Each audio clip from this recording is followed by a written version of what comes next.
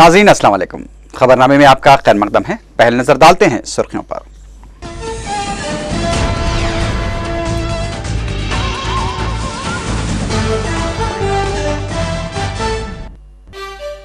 एकम जनवरी 2012 तक अलहदा तेलंगाना तश्कील देने बीजेपी लीडर एल.के. अडवाणी का मुतालबा। यूपीए पर वादे से निराफ का लगाया इल्जाम। एल.के. अडवाणी तेलंगाना अवाम को गुमराह कर रहे हैं, कांग्रेस का इल्जाम।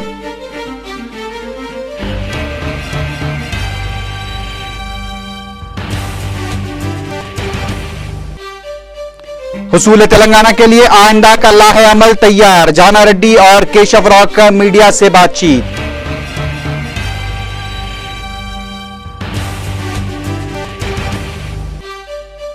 इंटर जेसी ने हुकूमत के साथ बातचीत के बाद हड़ताल को मुलतवी करने का किया ऐलान।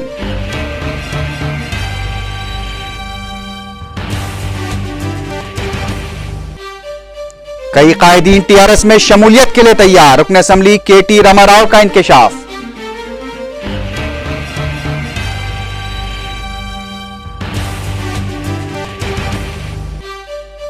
और शुमाली वजीरिस्तान पर हमले से पहले अमेरिका को 10 बार सोचना पड़ेगा। पाकिस्तानी फौज के सरबराह का इंतबाह।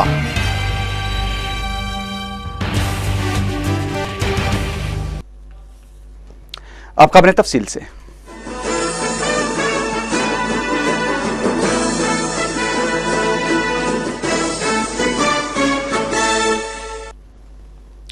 बीजेपी के सीनियर लीडर एल.के. अडवाणी ने 1 जनवरी 2012 तक तेलंगाना की तश्कील का ऐलान करने का मुतालबा किया है। उन्होंने यूपीए हुकूमत पर इल्जाम लगाया कि मरकजी हुकूमत अपने वादे से मुनहरिफ हो चुकी है।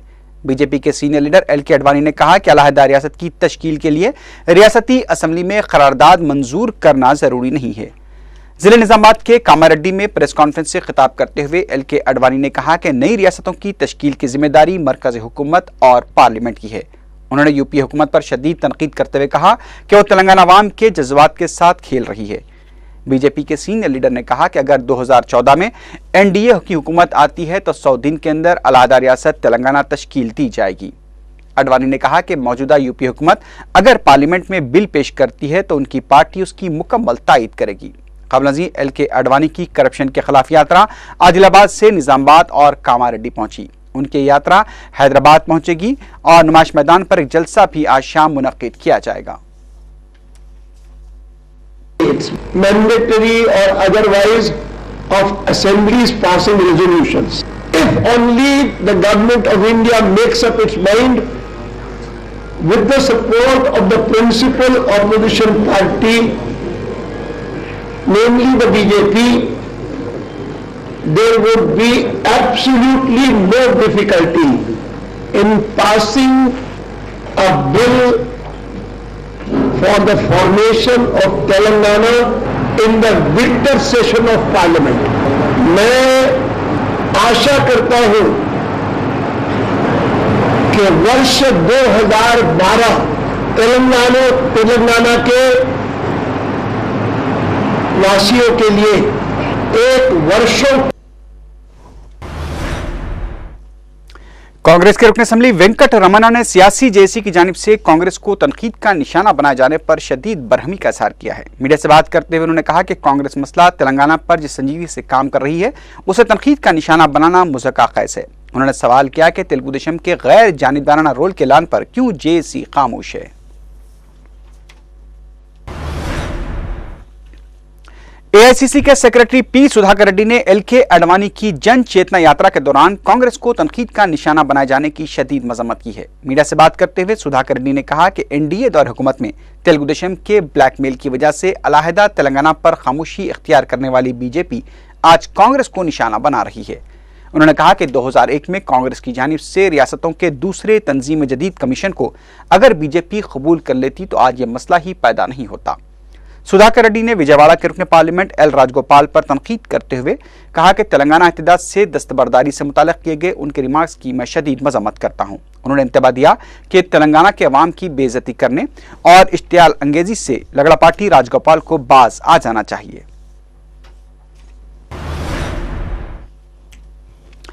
जन चेतना यात्रा के दौरान एलके अडवाणी तेलंगाना अवाम को गुमराह कर रहे हैं। मीडिया से बात करते हुए आरटीसी के साबिक सदरनशीन जी प्रकाश राव ने यह बात कही। उन्होंने कहा कि एलके अडवाणी मुतजाद बयानात के जरिए उलझन का माहौल भी पैदा कर रहे हैं। प्रकाश राव ने कहा कि अलहदा रियासत के लिए बिलराज तौर पर पार्लियामेंट में बिल पेश नहीं किया जा सकता, क्योंकि इसे काबीना की मंजूरी और दीगर दस्तूरी कार्रवाई के बाद ही पार्लियामेंट में पेश किया जा सकता है। लेकिन एलके अडवाणी इन तमाम बातों से बाखबर होने के बावजूद सरमाई सेशन में तेलंगाना बिल पेश होने पर तायीद करने का तेलंगाना अवाम को झूठा दिलासा दे रहे हैं। प्रकाश राव ने कहा कि एलके अडवाणी की यात्रा सिर्फ सियासी फायदा हासिल करने के लिए की जा रही है। आम हड़ताल से अदम दस्तबरदारी का दावा करने वाली तंजीमों ने रियासती वजीर सानवी तालीम पार्था सारथी के साथ हुई बातचीत के बाद हड़ताल को आर्जी तौर पर मुलतवी करने का ऐलान किया है। तंजीमों के साथ मुनक्किदा इजलास और चीफ मिनिस्टर के साथ बातचीत के बाद वजीर सानवी तालीम पार्था सारथी ने यह बात बताई। उन्होंने बताया कि इमदादी कॉलेजेस, सरकारी कॉलेजेस और कॉन्ट्रैक्ट लेक्चरर्स की जानिब से हुकूमत की अपील पर आम हड़ताल से दस्तबरदारी का फैसला किया गया है। इसके अलावा तेलंगाना मुसल्लमा स्कूल इंतजामिया ने भी हड़ताल से दस्तबरदारी का ऐलान किया है। पार्था सारथी ने बताया कि रियासती हुकूमत ने वाज़ेह तौर पर इन तंजीमों से कहा है कि जल्द मसला रियासती हुकूमत के अख्तियार में नहीं है, इसका तयक़ुन हम नहीं दे सकते, जबकि हुकूमत हड़ताली लेक्चरर्स, टीचर्स के मुतालबात की यकसोई के लिए संजीदा तौर पर गौर करेगी। उन्होंने मुसल्लमा स्कूल्स इंतजामिया को तयक़ुन दिया कि प्रॉपर्टी टैक्स के मसले पर हुकूमत संजीदगी से गौर करेगी। वजीर सानवी तालीम ने मुख्तलिफ सवालात का जवाब देते हुए कहा कि इंटरमीडिएट के इम्तहानात की फीस के अदखाल की तारीख में तोसी की जाएगी और जारी साल प्रैक्टिकल इम्तहानात के लिए जम्बलिंग सिस्टम के लुज़ुम का हुकूमत ने फैसला लिया है। इस मौके पर इंटर जेएसी के एम मधुसूदन रेड्डी ने कहा कि हमने तेलंगाना के सिवा कोई दूसरा मुतालबा नहीं किया था, लेकिन हुकूमत की जानिब से अपने तौर पर दीगर मुतालबात पर जिस तरह से गौर किया गया है उसके लिए हम हुकूमत के शुक्रगुजार हैं। उन्होंने बताया कि जेएसी की हिदायत पर SC/ST तलबा के मुस्तकबिल को देखते हुए हमने आर्जी तौर पर हड़ताल को मुलतवी किया है। जरूरत पड़ने पर हम दोबारा तहरीक में शामिल हो जाएंगे। కానివ్వండి, ప్రైవేట్ స్కూల్స్, ఎయిడెడ్ స్కూల్స్ అన్నీ కూడా తరగతుల్ని వారి కార్యక్రమాన్ని పునఃప్రారంభించినాయి. దీంట్లో మొత్తం కూడా సమ్మె విరమించినట్టు మరి భావించి మొత్తం అన్ని కూడా ఇక్కడ నుంచి విద్యార్థులకు ఎటువంటి ఇబ్బంది లేకుండా పనిచేయడం జరుగుతుందని చెప్పేసి మనం చేస్తున్నాను. గత 30 రోజులుగా పథకంలో సమ్మెలో భాగంగా తెలంగాణ ప్రాంతంలో ఉండేటటువంటి ప్రభుత్వ ఎయిడెడ్ కళాశాలలో ఉండేటటువంటి సుమారు 10,000 మంది సిబ్బంది సమ్మెలో ఉన్నటువంటి విషయం మీకు అందరికీ తెలుసు. ఈ యొక్క సహాయ నిరాకరణ సందర్భంలో కూడా వారు విద్యార్థుల యొక్క ప్రయోజనాన్ని కాపాడడానికి మనందరినీ కూడా కన్విన్స్ చేసినటువంటి విషయాన్ని కూడా ఈ సందర్భంగా గుర్తు చేస్తూ మంత్రి గారి యొక్క కోరిక మేరకు आम हड़ताल के 37वें दिन सेक्रेटरीट में सरकारी मुलाजमीन का एहतजाज जारी रहा। मुलाजमीन ने सेक्रेटरीट के अहाते में धरना देते हुए अलहदा तेलंगाना के लिए फौरी रोड मैप का ऐलान करने का मुतालबा किया। मुख्तलिफ महकमेजात के मुलाजमीन ने भी धरने में हिस्सा लिया।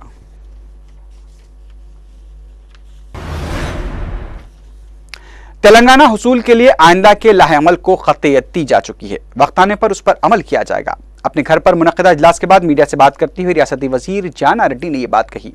उन्होंने कहा कि मुझ पर लगाए जा रहे इल्जामात से मैं नाराज नहीं हूं, लेकिन उससे पैदा होने वाले असरात और हालात पर भी नजर रखने की जरूरत है।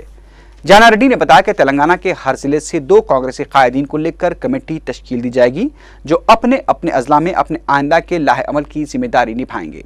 इस मौके पर रुकन राज्यसभा केशव राव ने कहा कि वो जुमेरात को दिल्ली रवाना हो रहे हैं। दिल्ली से वापसी के बाद आइंदा के लाहे अमल को मंजरेआम पर लाया जाएगा। केशव राव ने सीपीआई के अरकान असम्बली सांबा शिवा राव और पी रामचंद्र से भूख हड़ताल खत्म कर देने की भी अपील की। ఒక పక్కన అధిష్టాన వర్గం ఈ విషయాన్ని సత్వరం పరిష్కరించే దిశలో ఉన్న ఈ సమయంలో ఈ పరిస్థితుల నుంచి కొంత విరమించుకోవాల్సిన అవసరాన్ని మేము ఆలోచించినాం. అందుకని ఈ సందర్భంగా వనమ राघवेंद्र राव गारनी वेंटने कई कायदीन टीआरएस में शमूलियत के लिए तैयार हैं। मीडिया से बात करते हुए टीआरएस के रुकन असम्बली केटीआर ने यह बात बताई। उन्होंने रियासती वजीर चलजानात की जानिब से मुत्तहदा हिंदुस्तान को अलहदा तेलंगाना से जोड़े जाने के रिमार्क्स को जहनी दिवालियेपन की अलामत करार दिया। केटीआर ने कहा कि कांग्रेस को अब तेलंगाना पर अपने मौक़िफ़ वाज़ेह कर देना चाहिए। उन्होंने विजय शांति और एलके अडवाणी के दरमियान हुई मुलाकात पर तबसरा करते हुए कहा कि इसमें कोई बुरी बात नजर नहीं आती। ముప్పు దేశ సమగ్రతకు రాలేదు, పైపెచ్చు ఫెడరల్ విధానంలో అధికార వికేంద్రీకరణ వల్ల బలమైన ఒక దేశం ఎదగడానికి ఉపయోగపడ్డాయి చిన్న రాష్ట్రాలు, స్మాలర్ స్టేట్స్ స్ట్రాంగర్ కంట్రీ అనే ఒక చక్కటి విధానాన్ని. आदिलाबाद में शराब की दुकानात के बंद के दौरान अलहदा तेलंगाना के हामियों ने जबरदस्ती शराब की दुकानात को बंद करवाया। बाज़ दुकानात के खुले रहने पर दुकानात में तोड़फोड़ भी की गई। एहतजाजियों ने शराब की बोतलों को फोड़ दिया। पुलिस ने इस सिलसिले में 4 अफराद को गिरफ्तार किया है।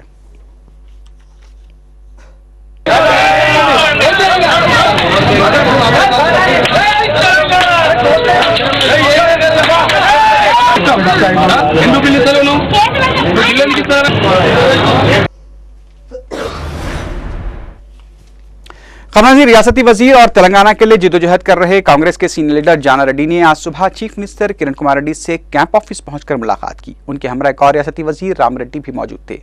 कहा जा रहा है कि जाना रेड्डी ने उनके काबीना से इस्तीफे से मुताल्लिक खबरों के सिलसिले में चीफ मिनिस्टर से वजाहत की है।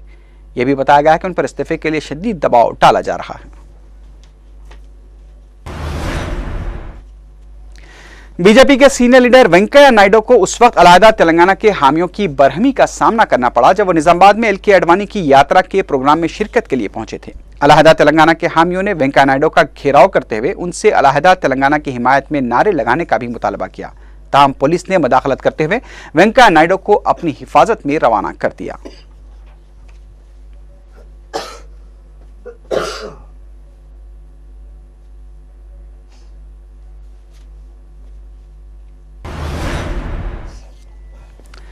खम्मम में 2 मुख्तलिफ मकामात पर पेश आए पुरतशद्दुद वाक़यात में नामालूम अशरार ने तहसीलदार ऑफिस और एक आरटीसी बस को आग लगा दी। मकामी अफराद ने पुलिस को इन वाक़यात की इत्तला दी। पुलिस के मुताबिक सुजाता नगर में नामालूम अफराद ने आरटीसी बस को आग लगा दी। पुलिस दोनों वाक़यात की तहकीकात कर रही है।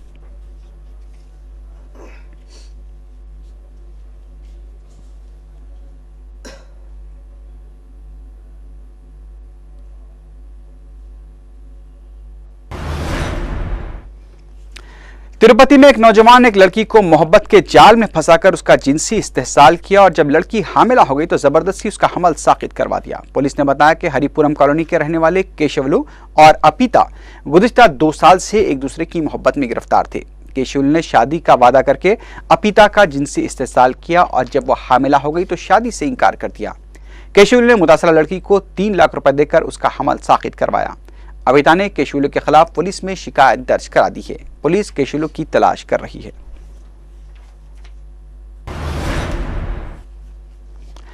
विजयवाड़ा में मंगल और चारशंबे की दरमियानी शब पकवान गैस सिलेंडर के फट पड़ने से कई मकानात को नुकसान पहुंचा है। पुलिस ने बताया कि तारक रामानगर में सिलेंडर फट पड़ने से घर को आग लग गई और आग ने दूसरे घरों को भी अपनी लपेट में ले लिया। ताहम इस वाक़े में किसी जानी नुकसान की कोई इत्तला नहीं मिली है।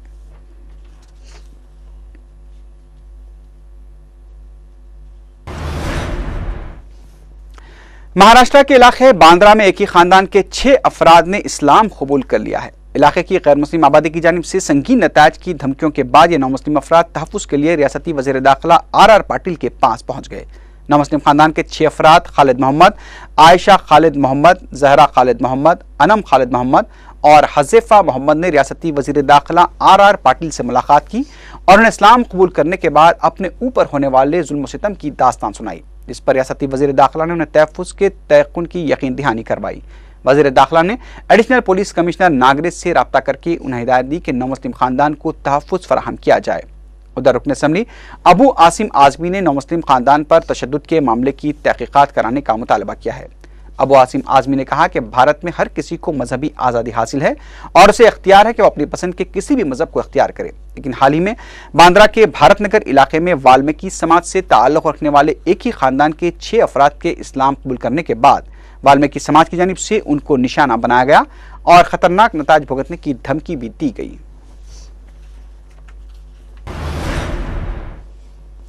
कर्नाटक के साबिक चीफ मिनिस्टर येदियुरप्पा को हॉस्पिटल से डिस्चार्ज करने के बाद दोबारा जेल भेज दिया गया है। हॉस्पिटल जराये के मुताबिक बीजेपी ने सीनियर लीडर के डिस्चार्ज होने के बाद हॉस्पिटल इंतजामिया पर जोर दिया, क्योंकि मीडिया में आने वाली खबरों से वो सख्त नाराज थे कि वो जेल में रहने से बचने के लिए बीमारी का ड्रामा कर रहे हैं।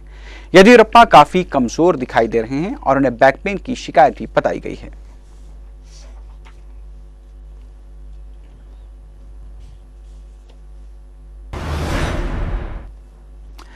सुप्रीम कोर्ट ने आज तमिलनाडु की चीफ मिनिस्टर जयललिता की जानिब से गैर महसूब असाजात के मुकदमे में उन्हें समाज से इस्तिस्ना करार देने की दरखास्त को मुस्तरद कर दिया है। सुप्रीम कोर्ट ने जयललिता की जानिब से सिक्योरिटी वजूहात की बिना पर अदालत में हाजिरी से इस्तिस्ना करार देने की दरखास्त को यह कहकर मुस्तरद कर दिया कि जयललिता को फराहम की गई सिक्योरिटी इत्मीनान बख्श है।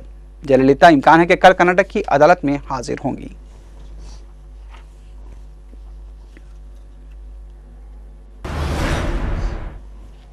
अब नजर डालते हैं कुछ बैनुल अक़वामी खबरों पर। पाकिस्तानी फौज के सरबराह जनरल अशफाक परवेज कियानी ने कहा है कि पाकिस्तान अपने मुल्क के दिफा के लिए बैरूनी इमदाद का तलबगार नहीं है। उनका वाज़ेह इशारा अमरीका की जानिब था। पाकिस्तानी पार्लियामेंट के दोनों ऐवानों की दिफा कमेटी के इजलास से खिताब करते हुए परवेज कियानी ने अमरीका को इंतबाह दिया कि उसे वजीरिस्तान पर हमला करने से पहले 10 बार सोचना होगा। परवेज कियानी ने कहा कि अमरीकी इमदाद के बंद हो जाने से दिफाई निज़ाम पर कोई असर नहीं पड़ेगा। उनका कहना था कि अमरीका की जानिब से इमदाद बंद हो जाने के बावजूद भी पाकिस्तान नाकाबिल तस्खीर रहेगा।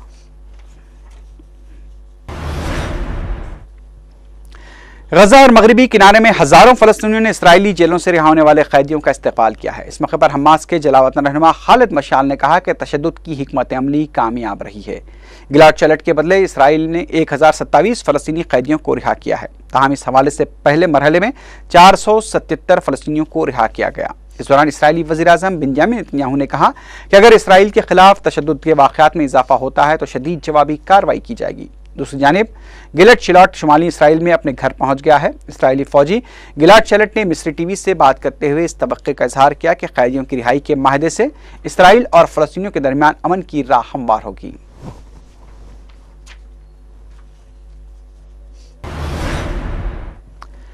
उधर अमेरिका ने इसराइल और हमास के माबैन कैदियों के तबादले पर तहफ़्फ़ुज़ात का इजहार किया है। अमरीकी वज़ारत ख़ारजा के तर्जुमान मार्क टोनर ने कहा है कि वाशिंगटन हुक्काम इन अफराद की रिहाई के खिलाफ हैं जो अमरीकी शहरियों के खिलाफ जराइम में मुलविस हैं।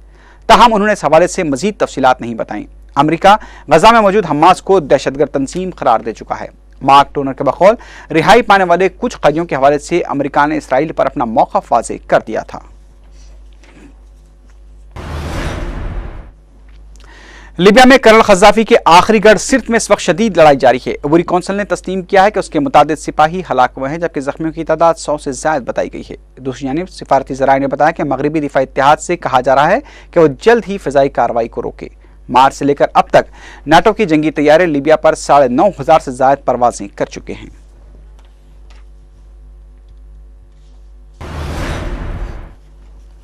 अमरीकी वज़ीर ख़ारजा हिलारी क्लिंटन लीबिया और माल्टा का दौरा मुकम्मल करते हुए ओमान पहुंच गई हैं। सुल्तान क़ाबूस के साथ उनकी बातचीत में मुल्क में की जाने वाली इस्लाहात के अलावा पड़ोसी मुल्क ईरान के मौजू को भी अहमियत हासिल रहेगी। हिलारी क्लिंटन सुल्तान क़ाबूस से अमरीकी हैकर्स की रिहाई के सिलसिले में ओमान के ताउन का शुक्रिया भी अदा करेंगे।